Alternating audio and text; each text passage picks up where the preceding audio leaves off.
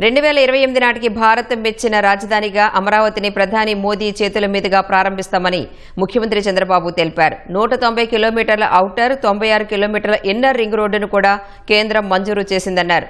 సింధు నాగరికత తరహాలోనే రాజధాని నగరంలో సీడ్ యాక్సిస్ రహదారులు నిర్మాణం జరుగుతున్నాయన్నారు.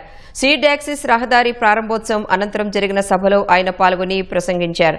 అభివృద్ధి విజన్ కు అమరావతి నగరమే నిదర్శనమన్న సీఎం ఇక రాజధాని నిర్మాణాన్ని ఆపడం ఎవరితరం కాదని స్పష్టం చేశారు. 2047 నాటికి ఏపీని స్వర్ణాంధ్ర చేయాలన్న సంకల్పం తీసుకున్నామన్న సీఎం మరి మీరు ఏం సంకల్పం చేస్తారంటూ ప్రశ్నించారు. 80వ స్వాతంత్ర్య దినోత్సవాన్ని పురస్కరించుకుని చేతిలో జాతీయ జెండా, మనసులో ఎజెండాతో సాధించాల్సిన లక్ష్యాన్ని సంకల్పం చేయాలని సూచించారు.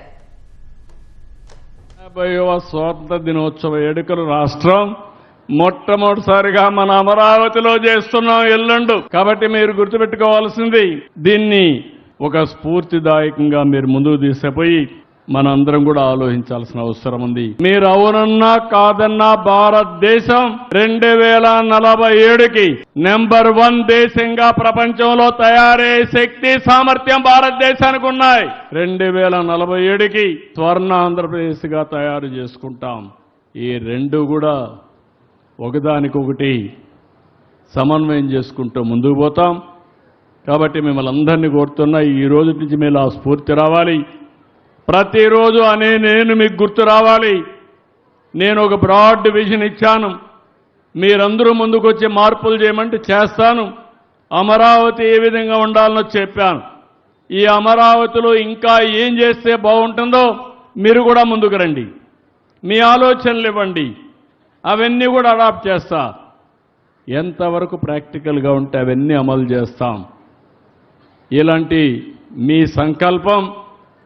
సంకల్పాన్ని జయప్రదం చేసే సహకారం ఈ ప్రభుత్వం ఇస్తుంది, ఎన్డీఏ ప్రభుత్వం ఇస్తుంది. దయచేసి ఈరోజు ప్రారంభం మాత్రం రోడ్డు వచ్చింది, ఇంటి దగ్గర పడుకుంటామంటే ఈ రోడ్డే తిండి పెడదు. రేపటి నుంచి ఇంకా ప్రతి ఒక్క రోడ్డు పూర్తి కావాలి, ప్రతి బిల్డింగ్ పూర్తి కావాలి. ఇది ఒక ఎకనామిక్ క్యాపిటల్ కావాలి. ఇది 5 కోట్ల తెలుగు ప్రజలకు రాజధాని కావాలి. ప్రతి ఒక్కరి కోరికలు నెరవేర్చే సంకల్ప సిద్ధికి ఇది కేంద్రం కావాలని మనస్ఫూర్తి కోరుకుంటున్నా.